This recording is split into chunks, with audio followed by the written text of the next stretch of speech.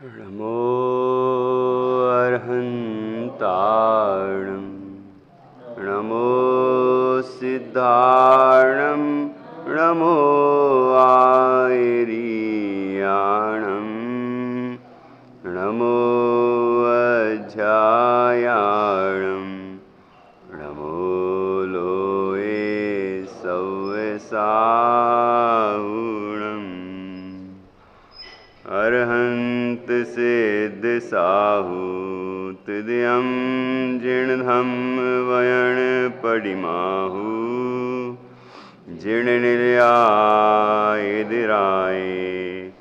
नवदेवादिं तुमे बोहि मंगलम भगवान वीरो मंगलम गौतमो गणी मंगलम कुंद कुंदाद्यो जैन धर्मोस्तु मंगलम सर्वमंगल मांगल्यम सर्वकल्याणकारकम प्रधानम सर्वधर्माणां जैनं जयतु शासनम् जैनं जयतु शासनम् कारुण्यमुपकारं जिणवरवसहस बड्डमानस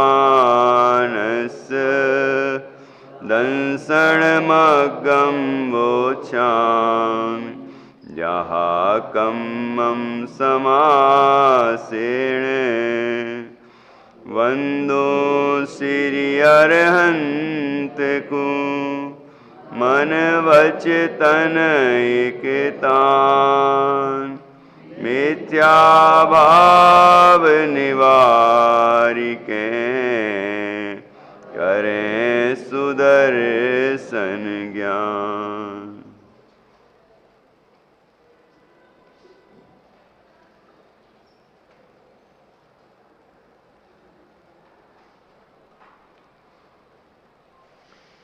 आचार्य श्री कुंद कुंद देव द्वारा रचित यह अष्टपाहुड़ परमागम है। इसका ये पहला पाहुड़ दर्शन पाहुड़ है और 13वें नंबर की गाथा है, 19 नंबर पेज पर। यहाँ जो जीव दर्शन से भ्रष्ट हैं, जिनमत से बाह्य हैं, मूल संग से बाह्य हैं, सम्यक दर्शन से भ्रष्ट हैं, ऐसे जीव ऐसे जीवों के कोई यदि किसी लज्जा से या गारव से या भय से कोई सम्यक दृष्टि यदि वंदन करता है तो वो सम्यक से रहित हो जाता है, और जो उनको वंदन करते हैं उन्हें सम्यक दर्शन की प्राप्ति नहीं होती है। दोनों बातें, इस तरह की चर्चा इस गाथा में की गई है। यहाँ उत्थानिका फिर से पढ़ेंगे और गाथा का पाठ करेंगे। कल हमने गाथा पढ़ ली है, अर्थ भी समझ लिया है, अब उसका विशेष समझना है। अब आगे कहते हैं कि जो दर्शन से भ्रष्ट हैं उनके लज्जादिक से भी पैरों पड़ते हैं, वे भी उन्हीं जैसे ही हैं। जे विपढ़न्ति यते सिम जानन्ता लज्जा गारव भयेन ते सिम पिणथि बोहि पावं अणमोयमाणाणं जो लाज गारव और भयवश पूजते द्रग भ्रष्ट को की पाप की अनुमोदना ना बोधि उनको प्राप्त हो। अर्थ, जो पुरुष दर्शन सहित हैं वे भी जो दर्शन भ्रष्ट हैं, उन्हें मिथ्या दृष्टि जानते हुए भी उनके पैरों पड़ते हैं, उनकी लज्जा भय गारव से विनयादि करते हैं, उनके भी बोधि अर्थात दर्शन ज्ञान चारित्र की प्राप्ति नहीं है, क्योंकि वे भी मिथ्यात्व जो कि पाप है उसका अनुमोदन करते हैं। करना, कराना, अनुमोदन करना समान कहे हैं। इसकी चर्चा हमने कल की थी। आगे यहाँ पर लज्जा, गारव और भय का क्या अर्थ है, ये बात अब आगे यहाँ समझते हैं। देखिए, हाँ, बराबर, अच्छा प्रश्न है आपका कि सम्यक दृष्टि जीव तो भय से मुक्त होता है, फिर यहाँ भय से वो वंदना आदि कैसे करता है, तो इसका समाधान कल किया था। ये दोनों का समकाल है। यहाँ भय पैदा हुआ और भय के कारण उसने जो जिनमत से बाह्य है, जो मूल संग से बाह्य हैं, उनकी विनय की, तो तत्काल सम्यक दर्शन छूट गया। मतलब सम्यक दर्शन से रहित ही जीव ऐसा करेगा, सम्यक दर्शन से सहित होगा तो ऐसा नहीं करेगा।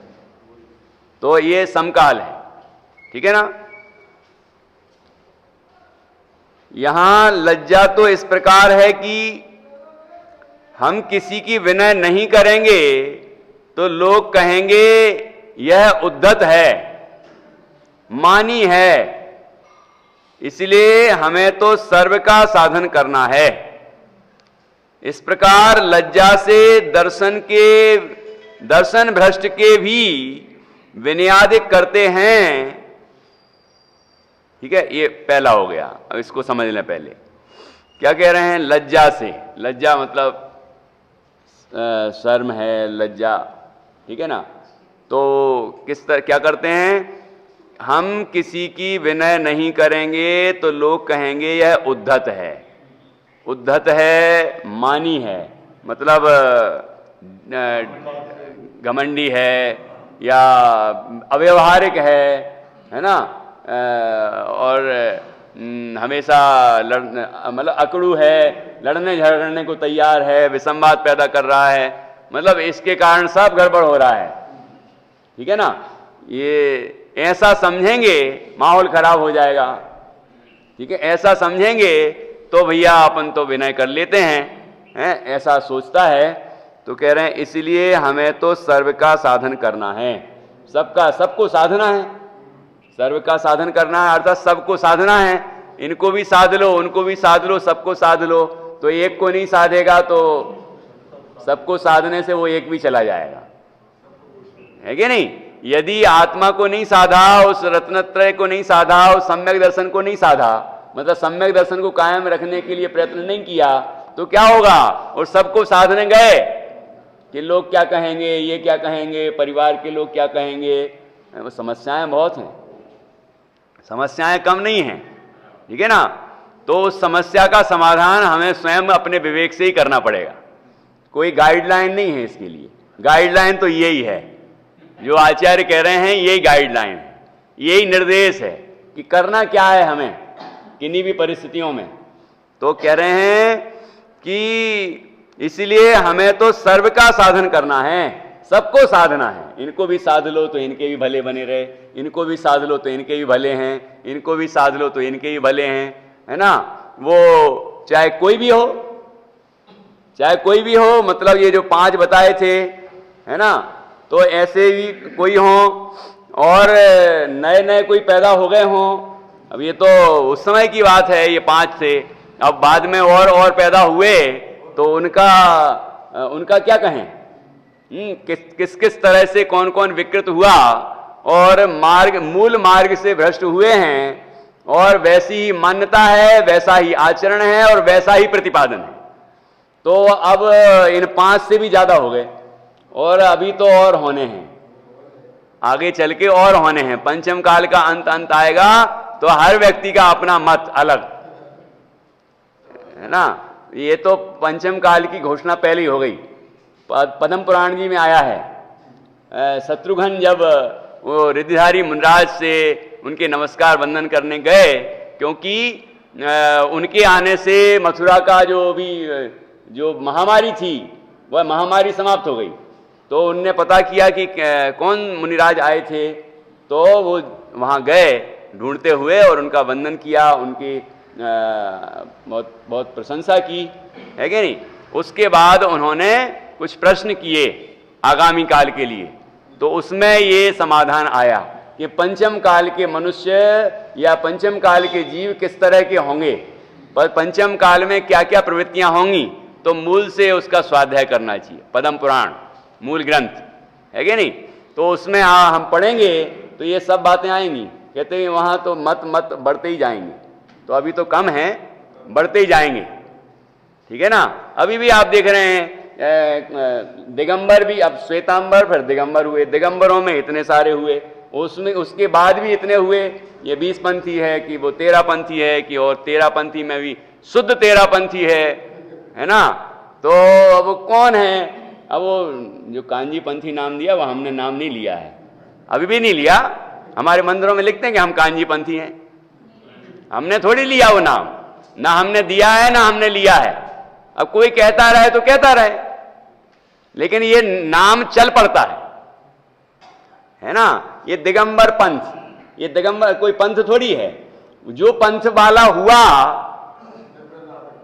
है ना, उसने दूसरे को नाम दे दिया कि ये लोग कौन, कि ये दिगंबर। अचेल शब्द है, निर्ग्रंथ शब्द है कि नहीं।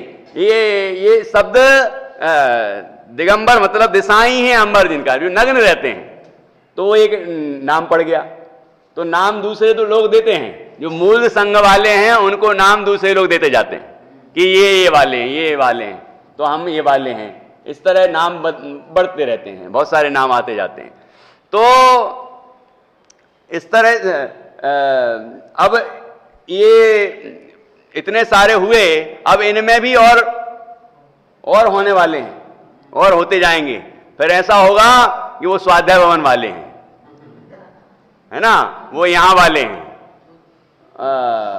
मतलब अभी वो तो सोनगढ़ वाले, जयपुर वाले, वो तो बहुत सारे हो गए, है ना।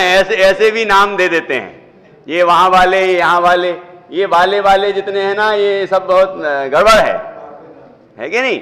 तो ऐसा होता जाना है। ये तो फिर ऐसा होगा कि ये अमुक विद्वान को सुनते हैं तो ये उन वाले,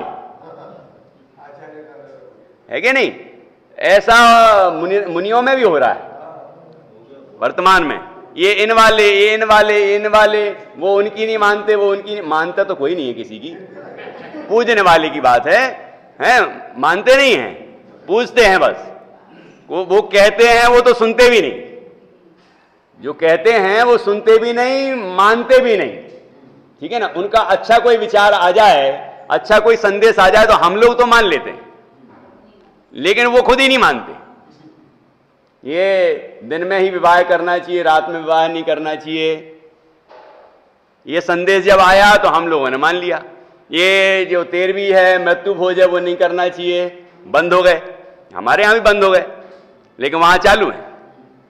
और भी अनेक चीजें आती हैं तो हम तो मान लेते हैं, अच्छा विचार लगता है, कोई हमारी दुश्मनी थोड़ी है ना, हमारे ही लोग हैं।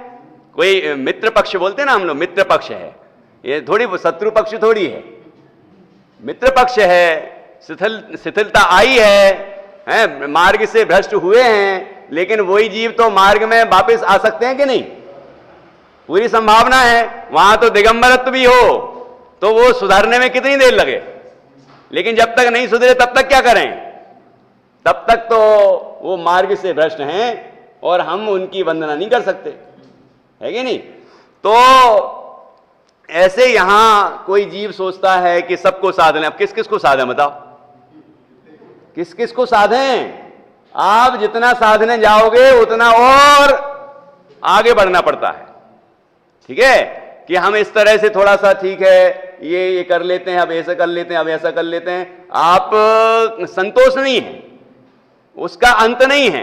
इसलिए हम तो खुद निर्णय करें, जिनवाणी के आधार से, आगम के आधार से हम स्वयं निर्णय करें और ये समझें कि हमें कौन वंदनीय है और क्यों वंदनीय है। क्यों वंदनीय है मतलब जो गुण उनमें हैं वो हमें चाहिए, इसलिए वो वंदनीय है। अब जिनमें वो गुण है नहीं, उनको हम वंदन करेंगे तो मिलेगा क्या? क्या मिलने वाला है? कि नहीं हमारे तो जिन मंदिर के दर्शन का नियम है, भगवान के दर्शन का नियम है, तो किसी के भी दर्शन कर लो, किसी के भी कर लें, हैं? फिर वो निर्ग्रंथ हैं कि नहीं है, वो निर्ग्रंथ हैं कि नहीं है, वो ठीक है, अब जो भी है, अब ऐसा कर लेते हैं, वैसा कर लेते हैं, बहुत सारे उपाय निकाल लेते हैं। अभी महीने भर में क्या किया होगा लॉकडाउन में? ऐसी परिस्थिति फंस जाए तो ये उनके लिए नहीं है जिनने फंसाई है, मतलब परिस्थिति तैयार की है उनके लिए बात नहीं है ये जो अभी घटना घटी, ये घटना है, दुर्घटना है। मतलब ऐसी परिस्थिति आई, संकट का काल आया, तो हमारे महापुरुषों ने क्या किया, पूर्वजों ने, उनके ऊपर नहीं आए थे क्या ऐसे? ये महामारी आई, कोई और चीजें आई थी, है ना? कोई का शासन रहा, उनने जैनियों को बहुत परेशान किया, मारा, तो वो शहर छोड़ छोड़ के चले गए, छोटे छोटे गांव बसा लिए, वहीं जो भी साधन बना आजीविका का वो करने लगे और अपने रहते। तो उनने वहीं मंदिर बना लिया। आप पढ़ो दक्षिण भारत में जैन धर्म, पंडित कैलाश चंद जी साहब ने लिखा है ना? ऐसे और भी आप क्षेत्र वाइज बहुत सारे विद्वानों ने बहुत सारी चर्चाएं लिखी हैं, तो वहां पर आप पढ़ेंगे तो ये बातें सब समझ में आएंगी।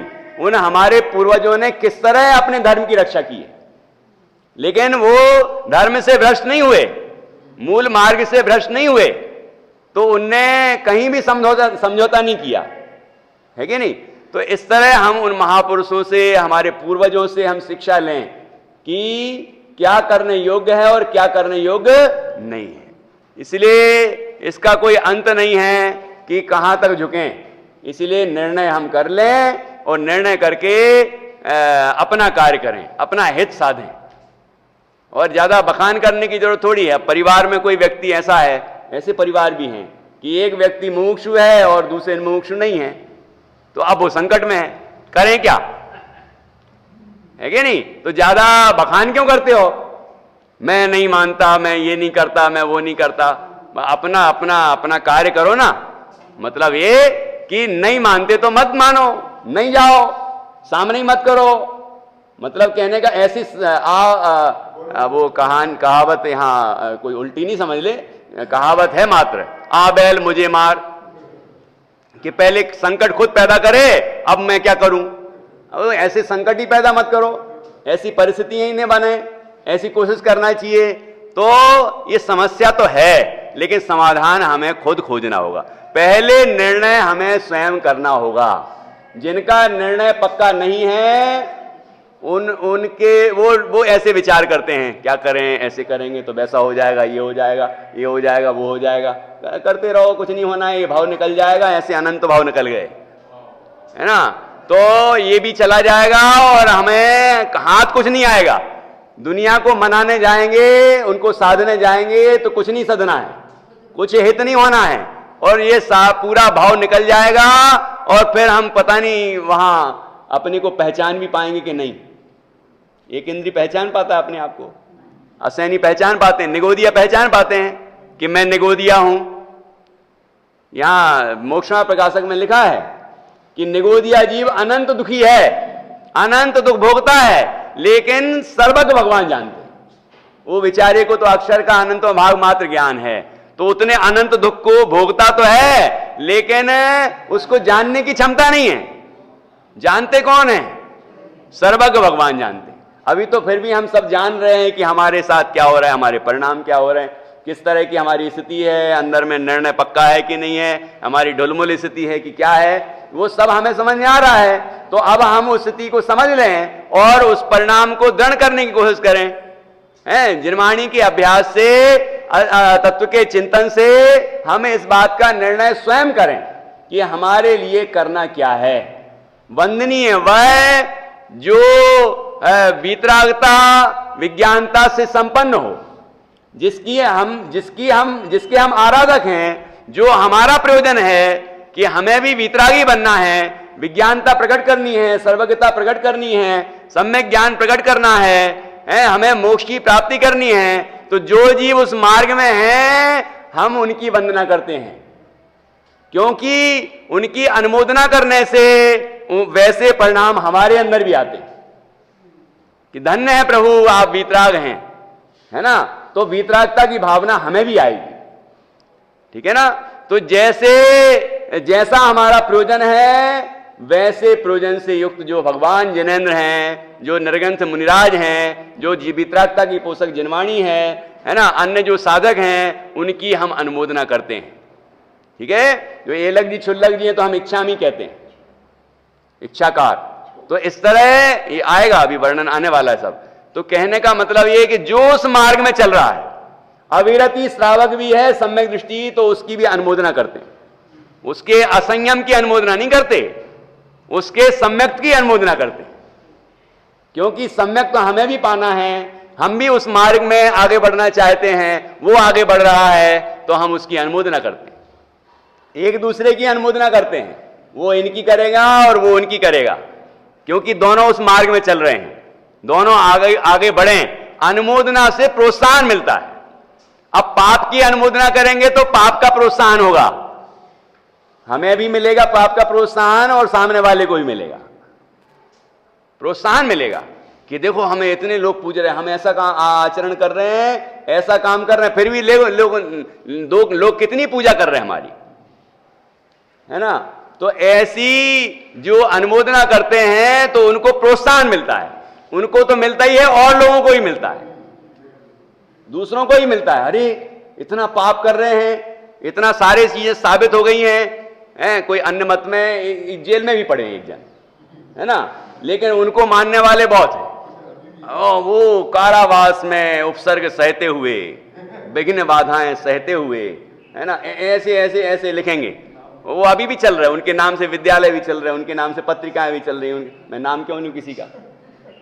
तो कहने अन्नमति हैं, तो कहने का मतलब कि सब प्रमाणित है, वर्षों से जेल में पड़े हैं, लेकिन वहां के यातनाएं सहने वाले ऐसे ऐसे। मतलब अंधभक्ति किसको कहते हैं? इसको कहते हैं अंधभक्ति। सब कुछ प्रमाणित होने के बाद भी जो अंधभक्त है उसको दिखाई नहीं दे रहा है कि क्या है सही। कोई किसी प्रयोजन से लगा है उनके पीछे, कोई किसी प्रयोजन से लगा है, कोई किसी मान्यता से लगा है, लेकिन इससे हमारा क्या होने वाला है उसका हमें विचार करना चाहिए, उससे हमारा जीवन नष्ट होने वाला है। ये जो भाव है ये चला जाएगा। और यहां ऊपर लिखा था कि ऐसा लगता है कि 10 पर्याय का काल अब समाप्त हो गया है। वो वहां उनके उस तरफ से लिखा था, वो इधर से भी ऐसे ही लगाना, जीव का 30 पर्याय का काल समाप्त हो गया है, इसलिए ऐसे ही परिणाम आ रहे हैं। तो हमें अपना निर्णय यथार्थ करना है। हमारे पुण्य प्रताप से, भाग्य से ये तत्व ज्ञान हमें सुनने को मिल गया है, नहीं तो कहां अष्टपाहुड़ चलता था। अब परमागम कहते हैं ना, अष्टपाहुड़ परमागम। परमागम क्यों है? समय सार जी परमागम है, प्रवचन सार परमागम है, पंचास्तिका परमागम है, नियम सार परमागम है, अष्टपाहुड़ भी परमागम है।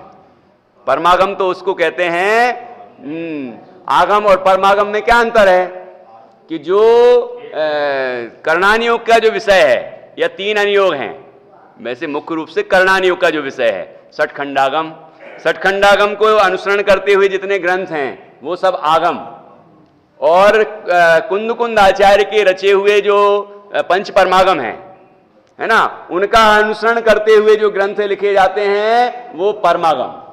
अध्यात्म जिसमें है वो परमागम, तो उनको ही परमागम कहते हैं। मूल में पंच परमागम, तो उनके अनुसार जो लिखे गए वो सब अध्यात्म के ग्रंथ हैं, है ना, परमागम का अनुसरण करने वाले हैं। तो परमागम मतलब जिसमें अध्यात्म का ही अध्यात्म है, जिसमें आत्मा का ही अधिकार है ना। इसमें ये नहीं कह रहे हैं ऐसा करना चाहिए कि ऐसा नहीं करना चाहिए, ये नहीं कह रहे हैं। चाहिए मतलब चरणानी योग की भाषा है, ये चरणानी योग की भाषा नहीं बोल रहे हैं कि ऐसा है, भगवान जिन्होंने ने ऐसा कहा है, ऐसा नहीं करोगे तो ऐसा होगा।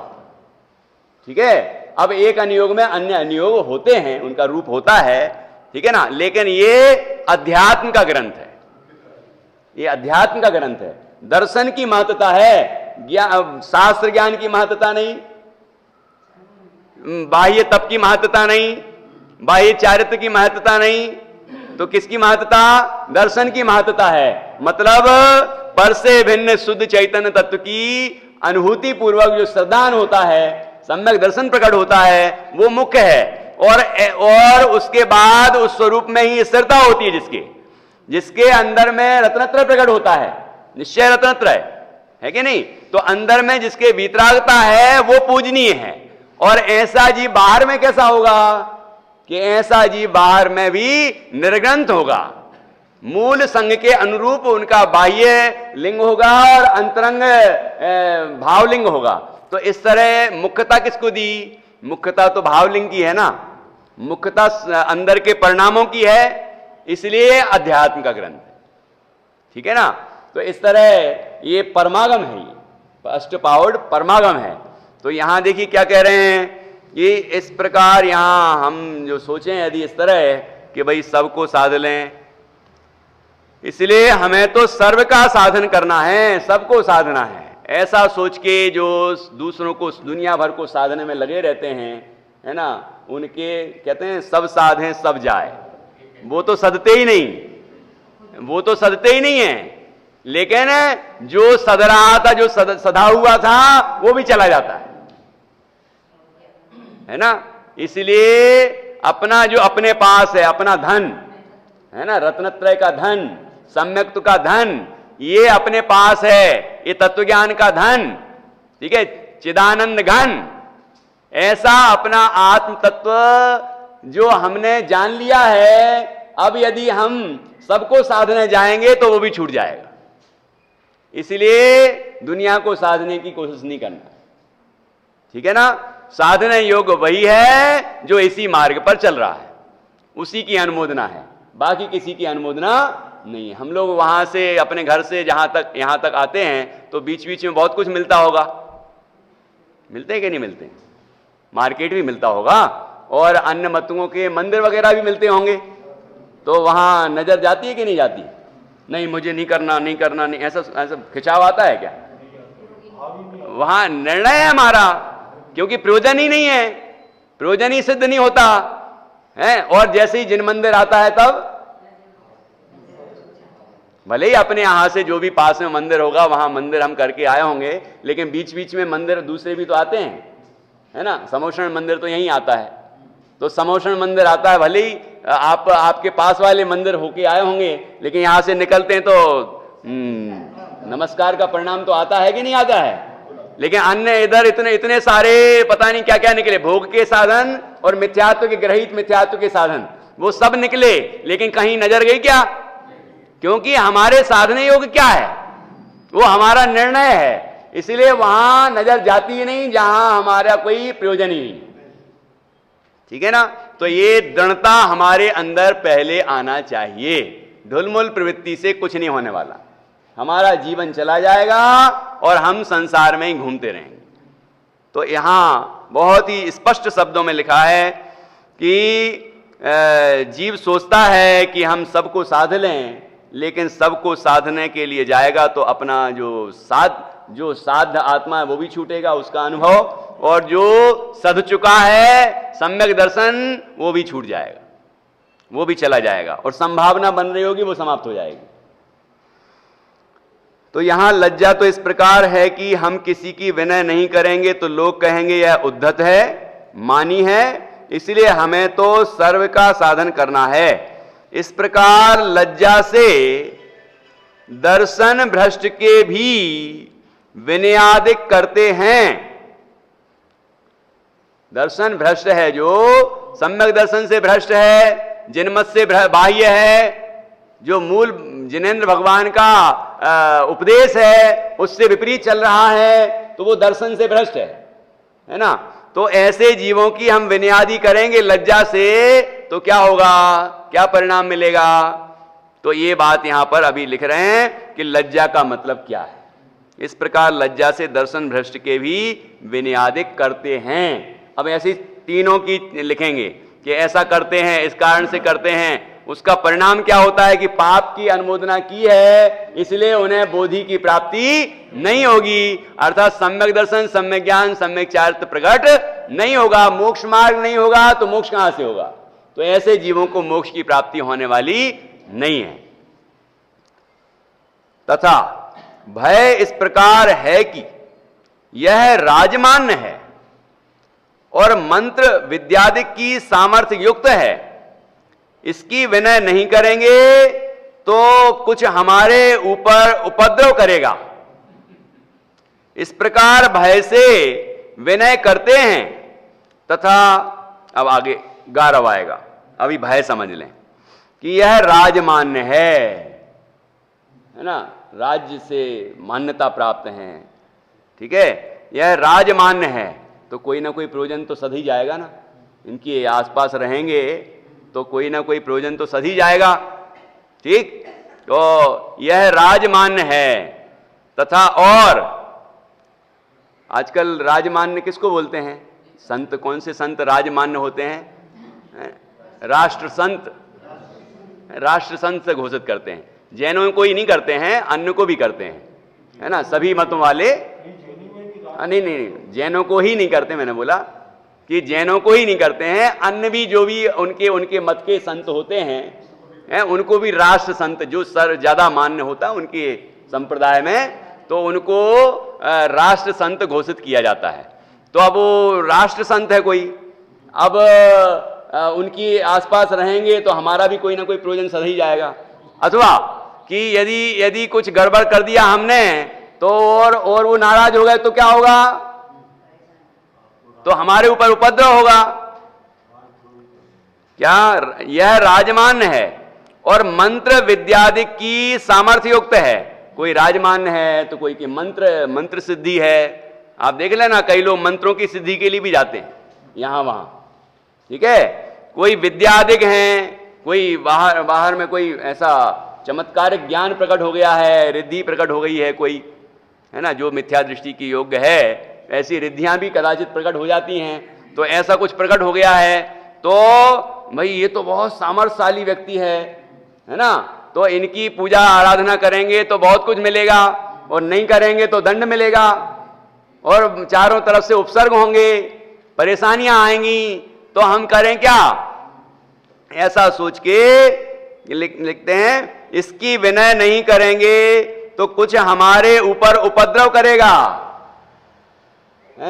उपद्रव होगा, फिर संकट आएंगे, और क्या क्या होगा? तो कई लोग यहां जितने लोग बैठे हैं तो थोड़ा बहुत तो सबने भुगता ही होगा, है ना, इसलिए ज्यादा समझाने की जरूरत क्या है।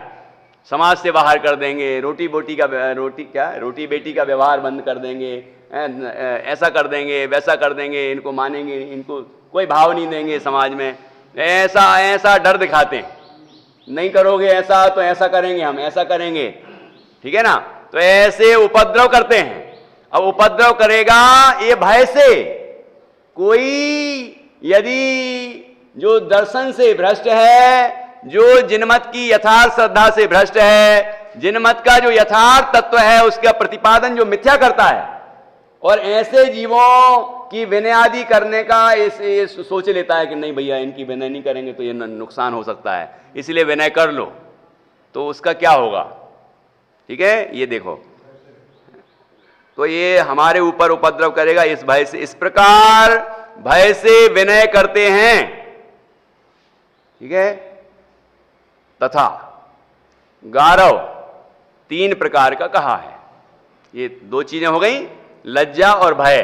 अब तीसरी गारव। गारव 3 प्रकार का कहा है। पहला रस गारव, दूसरा रिद्धि गारव, तीसरा सात गारव। 7 मतलब 7 नहीं है यहां पर, 7 का अर्थ क्या है वो अभी बताएंगे, ठीक है। वहां रस गारव तो ऐसा है कि मिष्ट, इष्ट, पुष्ट, भोजनादि मिलता रहे तब उससे प्रमादी रहता है। ये पहला गारव, गारव का पहला भेद। रस गारव, अच्छा रसपूर्ण भोजन मिलता है, अच्छा पौष्टिक भोजन मिलता है, अच्छा खाने को मिलता है। नहीं तो यहां नहीं रहेंगे तो क्या होगा, खाने के लाले पड़ जाएंगे। तो यहां भैया आप थोड़ा ठीक है, थोड़ी बहुत कर लो विनय, तो ऐसा सोचता है। ठीक है, यहां लिख रहे हैं गारव, पहला गारव रस गारव। तो रस गारव क्या, मिष्ट इष्ट, मिष्ट मतलब मीठा मधुर, इष्ट मतलब जो अच्छा हमारे मन को अच्छा लगे, और पुष्ट शरीर को पुष्ट करने वाला, ऐसा पौष्टिक भोजन आदि मिलता रहे, इसके लिए क्या करता रहे, ये सब करता है, तब उससे प्रमादी रहता है। ठीक है, अच्छा खाओ पियो मस्त रहो, क्या करना, कौन क्या कर रहा है, इससे क्या करना, अपन को मिल रहा है ना, ऐसा सोच के वो प्रमादी रहता है और वहीं विनयादि करता रहता है। तो एक तो पहला ये कौन सा, रस गारव। देखो पंडित जी ने कितना गहरा सोचा है। पंडित जयचंद जी छाबड़ा जी ने कितना गहरा पूरा विवेचन किया है, कुछ छूटा ही नहीं है कोई विषय, इतना सुंदर विवेचन है। तथा रिद्धि गारव, और ये आप जो अपन लोग सब सुन रहे हैं जो, तो सबको समझ में आ रहा होगा ना, ऐसा होता है ना, कि आहार मिल रहा है, भोजन मिल रहा है, बढ़िया अच्छा पौष्टिक चीजें मिल रही हैं, खाने पीने सब मिल रहा है, और किसी को आजीविका भी मिल रही हो साथ में, और भी अनेक चीजें मिल रही हो, तो भैया करते रहो, अच्छा खाओ पियो मस्त रहो और पड़े रहो, प्रमादी बना रहता है। तथा रिद्धि गारव ऐसा है कि कुछ तप के प्रभाव आदि से रिद्धि की प्राप्ति हो, उसका गौरव आ जाता है, उससे उद्धत प्रमादी रहता है। ये दूसरा कि ये कुछ तप के प्रभाव से, कि उसने वहां साथ में रह के कुछ तप किया है ना, कोई भी त्याग किया, उपवास आदि किए होंगे, या जो भी किया होगा, कोई तप किया होगा, ध्यान किया होगा, उससे प्रभाव प्रकट हो गया है ना, प्रभाव, कुछ तप के प्रभाव आदि से रिद्धि की प्राप्ति हो, कोई रिद्धि प्रकट हो गई, मिथ्या दृष्टि के योग्य जो जो रिद्धियां होती होंगी, उनमें से कोई रिद्धि पंचम काल में भी जो हो सकती है, उस तरह की रिद्धि कोई कदाचित प्रकट हो गई। ठीक है, तो उसका गौरव आ जाता है, अरे वाह मेरे तो यहां रहने से ये रिद्धि प्रकट हुई, किसी के वचन की रिद्धि प्रकट हो गई हो, कि हम जब बोलते हैं, ऐसी तो क्षमता थी नहीं, लेकिन अब हमारे पास इतनी क्षमता आ गई कि हम बोलते हैं तो लोग वाह वाह वाह वाह करते हैं, है ना, तो अपन यहीं बने रहो, ऐसा सोचता है। ऐसी कोई और रिद्धियां हो सकती हैं, तो उसका गौरव आ जाता है, उससे उद्धत प्रमादी रहता है। उद्धत रहता है मतलब अहंकारी रहता है, मान में आ जाता है, मैं यहां होने से ऐसा हो गया। और प्रमादी रहता है मतलब फिर वो अन्य कोई काम नहीं करना चाहता, दूसरा कोई काम नहीं करता, वही करता रहता है, उन्हीं के पास रहा आता है ना, और उसका जीवन वहीं चला जाता है। तो ये हो गया दूसरा, कौन सा गारव, रिद्धि गारव।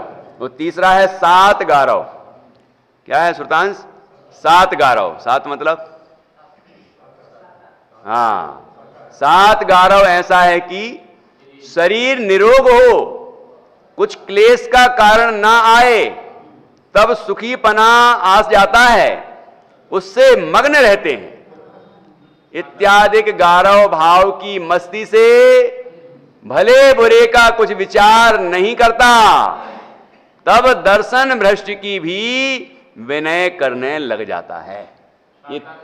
हाँ, सात मतलब साता, तो साता का गारव, तो साता गारव क्या है कि शरीर निरोग हो, भाई यहां रहते हैं तो शरीर निरोग रहता है, सब बढ़िया बढ़िया सब कुछ होता है, और इनका प्रभाव रहता है, तो हम बिल्कुल स्वस्थ बने रहते हैं, नहीं तो घर में तो बीमारी बने रहते हैं, कुछ कर ही नहीं पाते हैं, है ना, कुछ क्लेश का कारण ना आए, शरीर निरोग हो, कुछ क्लेश का कारण ना आए, बाहरी बाधाएं जो हैं वो भी नहीं आए, तब सुखीपना आ जाता है कि भैया मजे में है, यहां रहने से तो हम सब बिल्कुल दुविधाओं से संकटों से बचे रहते हैं और बहुत आनंद आता है, उससे मग्न रहते हैं, है ना, वो साता में वो पुण्य का उदय है, साता पूर्व कोई पुण्य का उदय है, पापानुबंधी पुण्य भी तो होता है कि नहीं? वो मिथ्या दृष्टियों को कौन सा पुण्य का उदय रहता है? पापानुबंधी पुण्य का उदय है। तो ऐसा उदय है, उससे बाहर में साता अनुभव हो रही है, शरीर में भी निरोगता है इत्यादि गारव भाव किए। ये कौन सा गारव हुआ? ये 7 गारव है ना, ये तीनों गारव हो गए इत्यादि में। अब और भी हैं, बहुत सारे लगा लेना, और जो जो जो जो जो होते हो, मतलब जिससे हम दर्शन भ्रष्ट की विनय करने लग जाएं, ऐसे जो जो हों वो सब लगा लेना आदि में। इत्यादिक गारव भाव की मस्ती से मस्त रहता है, आनंद रहता है, आनंदित रहता है उसमें, खाने पीने में, बाह्य प्रभाव में, और शरीर की निरोगता में, संकट से बचा रहता है, आनंद में रहता है। बने रहो।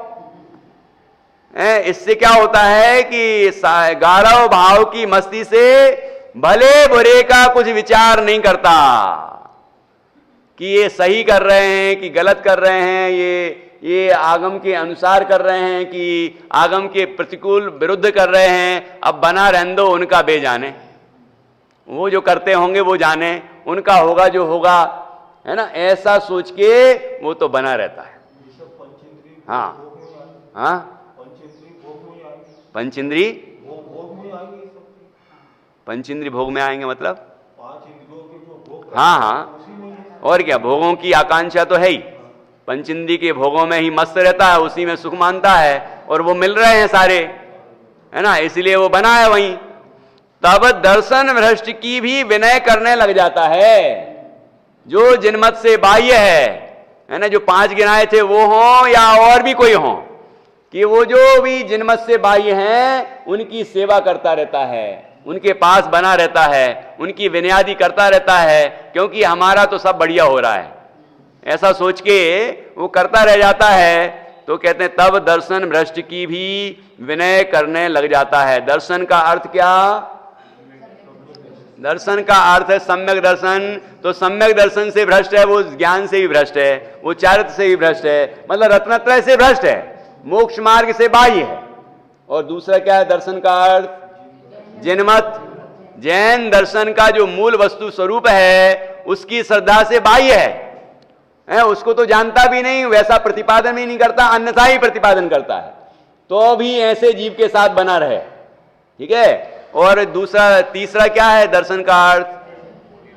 निर्ग्रंथ मुनि, है ना, मुनिराज, निर्ग्रंथ मुनि। तो निर्ग्रंथ मुनि का जो स्वरूप है जिनागम में बताया है, उसके स्वरूप के प्रतिकूल आचरण कर रहा है। ठीक है ना, ये 5 जो बताए थे, और भी कोई हो, तो अब वो दर्शन से बाह्य हैं, वो दर्शन से बाह्य हैं, लेकिन उनकी विनय आदि करता रहता है। तब दर्शन भ्रष्ट की भी विनय करने लग जाता है, इत्यादि निमित्त से, लाज से, गारव से, भय से, इत्यादि, और भी कोई हो, दर्शन भ्रष्ट की विनय करे तो उसमें मिथ्यात्व का अनुमोदन आता है। इसकी अनुमोदन आती है मिथ्यात्व। सबसे बड़ा पाप क्या है? मिथ्यात्व। तो ये मत समझना कि मिथ्यात्व की अनुमोदना कही है, पाप की अनुमोदना कहां कही? कि मिथ्यात्व मतलब सबसे बड़ा पाप, सब पापों की जड़, मूल है वो, कि ये मिथ्यात्व जब तक है तो पाप समाप्त हो ही नहीं सकते। ठीक है, मिथ्यात्व जब समाप्त होगा तो ही पाप समाप्त होना शुरू होंगे। ठीक है, तो मिथ्यात्व का पाप प्रकृतियां कौन सी हैं? पाप प्रकृतियां कौन सी हैं? पाप मतलब क्या? जो घातिया कर्म की जितनी प्रकृतियां सब पाप रूप हैं। अकेली पुण्य पाप की बात नहीं है, ये साता असाता वाली है ना, पाप प्रकृतियों की बात है।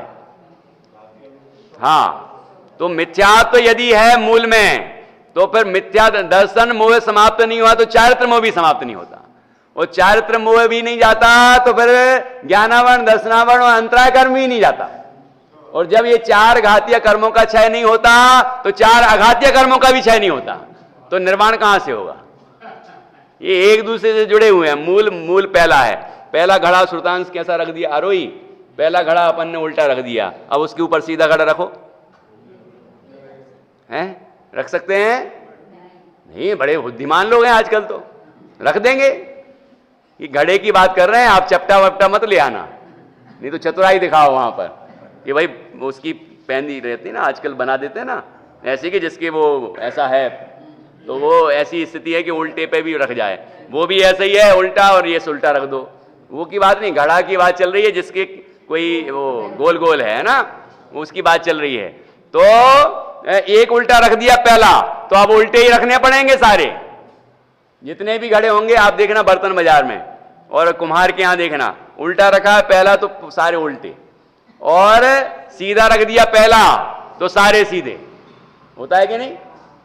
ऐसे ही ये मिथ्यात्व है यदि, तो ज्ञान भी मिथ्या, चारित्र भी मिथ्या, मिथ्या मार्ग में चल रहा है। और यदि मिथ्यात्व दूर हो गया, सम्यक दर्शन प्रकट हो गया, तो सम्यक दर्शन हुआ तो ज्ञान भी सम्यक, चारित्र भी सम्यक, चारित्र की शुद्धि भी होगी और उसकी पूर्णता भी होगी और उसका फल भी प्रकट होगा, अनंत दशा भी आएगी, फिर सिद्ध दशा आएगी और साध अनंत काल अनंत आनंद भोगेगा।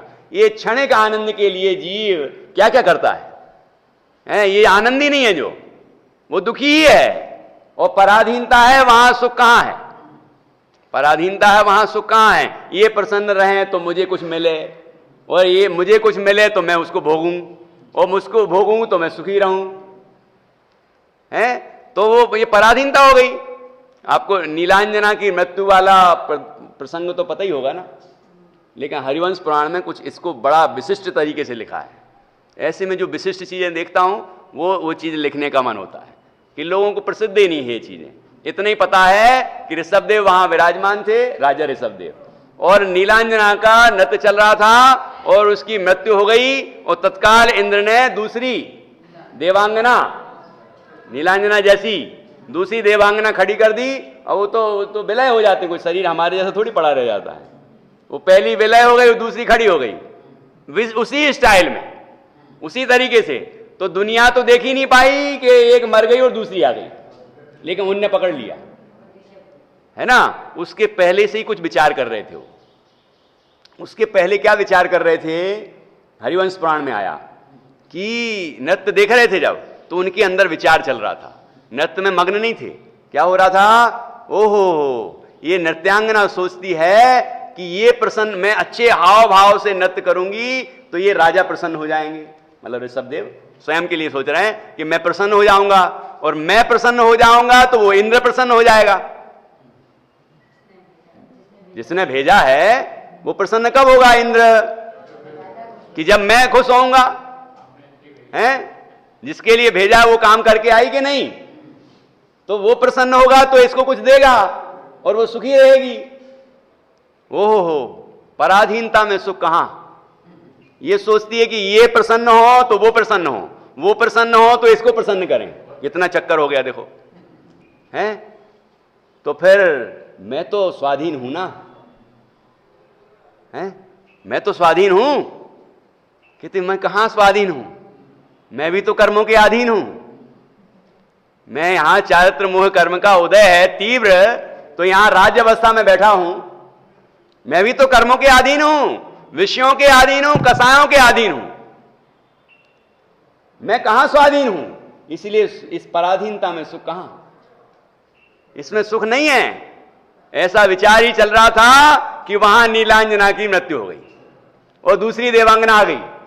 ठीक है, उनने उस गहराई को समझ लिया, उस सूक्ष्मता को समझ लिया, और कहते हैं ओह, ये संसार कितना स्वार्थी है, देखो मग्न है, मस्त है सब, किसी को कोई फिक्र नहीं पड़ रही कि ये मर गई है तो थोड़ा दो शब्द तो शोक सभा के बोले ही दें।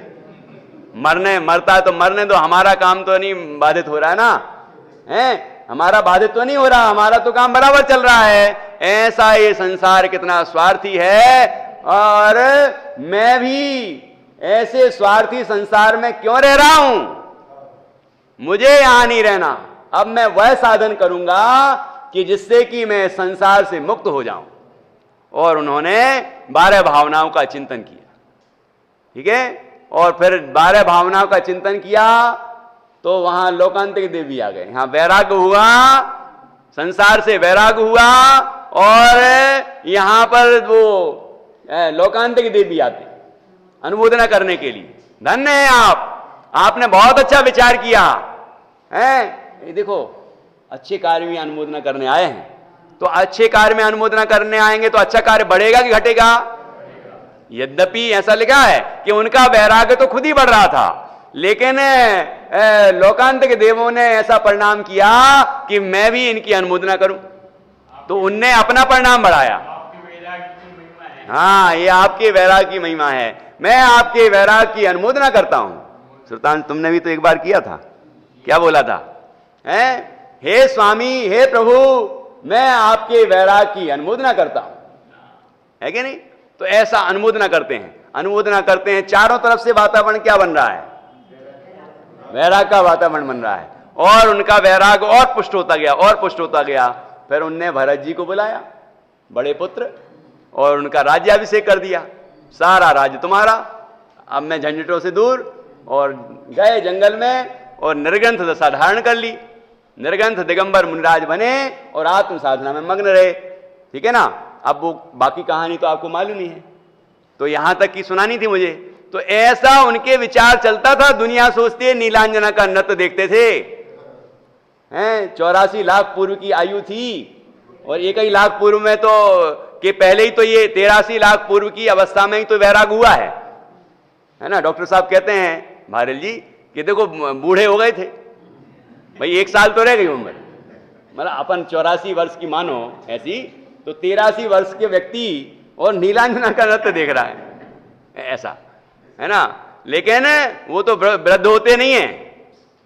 जो तीर्थंकर होते हैं उनके वृद्धावस्था नहीं दिखती, वो एक समान रहते हैं।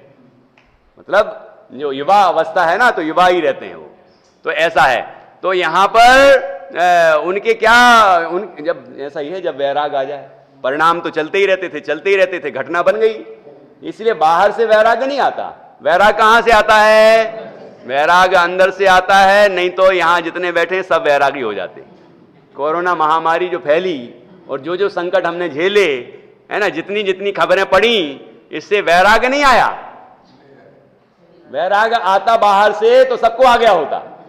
कोई कितना सुधरा कौन, वो अपने अपने अंदर सोचना। किसने कितना सोचा कि अब मुझे क्या करना है? उस समय तो सोच रहे थे कि अब जब होगा तो मैं ऐसा करूंगा, मैं ऐसा करूंगा, मैंने कोई ना कोई विराधना की होगी, ऐसा किया होगा, अब मुझे ऐसा नहीं करना, अब मुझे ऐसा करना, ये खूब सोचा होगा। लेकिन जैसे ही संकट गया, क्या हुआ?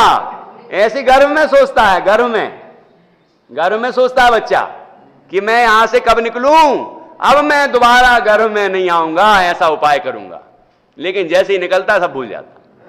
देव पर्याय में प्रतिज्ञा की, वो 2 देवों की कहानी सुनाई थी ना, कथा 32 में है, तो उत्तर पुराण में आई है। तो वो वहां प्रतिज्ञा की कि जो पहले मनुष्य बनेगा, तो जो देव है, देव रहा आएगा, वो उसको संबोधित करने आएगा कि तुम्हें दीक्षा लेना है, अब तुम दिगंबर मुनिराज बनो, आत्म साधना करो, मोक्ष जाओ, ऐसी प्रेरणा करने वाला होगा, ऐसी प्रतिज्ञा की। लेकिन जब मनुष्य बन गए, तब ये हमारी अनादि से प्रवृत्ति है। इसलिए अब क्या करना है, अब ये हमें समझना है। ठीक है? अब भी नहीं समझे तो कब समझेंगे? फिर तीसरी लहर आएगी तब समझेंगे क्या है? कब समझेंगे? वो आएगी नहीं, आप घबराना मत। जो आत्म साधक होते हैं उनके लिए कोई लहर नहीं आती। जो साधक नहीं होते उनके लिए लहरों का डर रहता है, उनको ही लहरों का डर लगता है। डर से नहीं करना है ना, सावधान होना है, भयभीत नहीं। सावधान रहें, भयभीत नहीं। जो मृत्यु आने लगती है तो साधक क्या सोचता है? मृत्यु आने वाली है तो मैं तैयार हूं। आप पढ़ना मोक्षणा प्रकाशक में वो समाधि मरण वाला जो प्रकरण है, पंडित टोडरमल जी साहब के पुत्र थे गुमानी राम जी, उनकी वो चिट्ठी का अंश छपा हुआ है वहां पर। तो आप वो पढ़ना कि कैसे वो तैयार होता है, कैसे तैयार है ना, वो साधक किस तरह तैयार होता है। इस तरह की तैयारी हमारी हमेशा होना चाहिए, ये नहीं कि किसी डर से होना चाहिए। ठीक है ना? तो ऐसे हम सावधान रहें, भयभीत नहीं। अब हम सावधान हो जाएं कि वो नहीं आएगी तो कुछ और आएगा, कुछ और नहीं आएगा तो आएगी तो कल ही बाबूजी की श्रद्धांजलि हो रही थी, 6वीं वो श्रद्धांजलि सभा ऐसी चल रही थी। बाबू युगल जी साहब कल शांत हुए थे ना, कल की डेट में, तो हाँ परसों हो गए थे क्या, तो कल ऐसी विद्वानों में ऑनलाइन संगोष्ठी थी, तो उसमें मृत्यु नाम की जो कविता है बाबूजी ने लिखी होगी, उस पर चर्चा चल रही थी। मृत्यु तो अमर है ना, वो मृत्यु ऐसी है, उसको अपथ्य नहीं कोई, सबका भक्षण करती है। वो बहुत सुंदर कविता है कि नहीं? तो कहने का मतलब वो किसी को नहीं छोड़ती, इसलिए वो तो आएगी ना, वो तो आएगी, उसका 3 लोक में साम्राज्य है। इसलिए हमें ये विचार करना है कि वो अवस्था आए उसके पहले हम तैयार हो जाएं। जो निज पर को ज्ञान होए तो मरण समय दुख काई, देह विनाशी मैं अविनाशी, शांत स्वरूप सदाई। ऐसा भेद विज्ञान हम करेंगे तो निश्चित रूप से आनंद की प्राप्ति होगी। और ऐसे जो भेद विज्ञानी जीव होंगे, हम उनका ही विनय करेंगे, उनकी ही अनुमोदना करेंगे, और उनके वो तो आगे बढ़ेंगे ही, हम भी आगे बढ़ेंगे, और आगे बढ़ते हुए मुक्ति के मार्ग में हम भी मोक्ष की प्राप्ति करेंगे। यही बात यहाँ पर बताई है। यहाँ लिखा इत्यादि निमित्त से दर्शन भ्रष्ट की विनय करे तो उसमें मिथ्यात्व का अनुमोदन आता है। उसे भला जाने तो आप भी उसी समान हुआ, तब उसके बोधि कैसे कही जाए ऐसा जानना। जब मिथ्यात्व की अनुमोदना करेगा तो खुद मिथ्यात्व का पोषण करेगा, और खुद मिथ्या दृष्टि होगा तो वह रत्नत्रय को कैसे प्राप्त करेगा। ऐसी बड़ी ही सुंदर ये गाथा है, 13वीं गाथा अपन ने पूरी की। अब आगे की चर्चा अपन कल करेंगे। शांति सुधा